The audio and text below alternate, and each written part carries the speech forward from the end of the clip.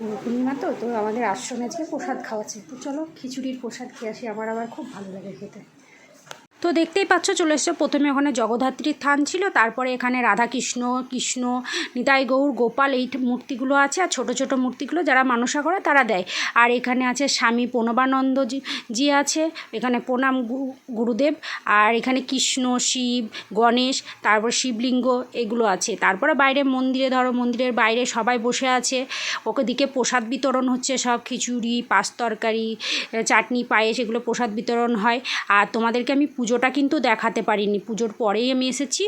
তো পুজো নেক্সট ভিডিওতে তোমাদেরকে আমি আরতিটা যজ্ঞটা দেখাবো। এখানে দেখতেই পাচ্ছ আমার ছেলের বন্ধুরা, ছেলেরা সব প্রসাদ বিতরণ করছে। তো চলো আমিও একটু খিচুড়ি খেয়ে নিই। আর তারপরে হরিনাম হচ্ছে, ওখানটা একটু মন্দিরে গিয়ে একটু হরিনামও শুনে নেব।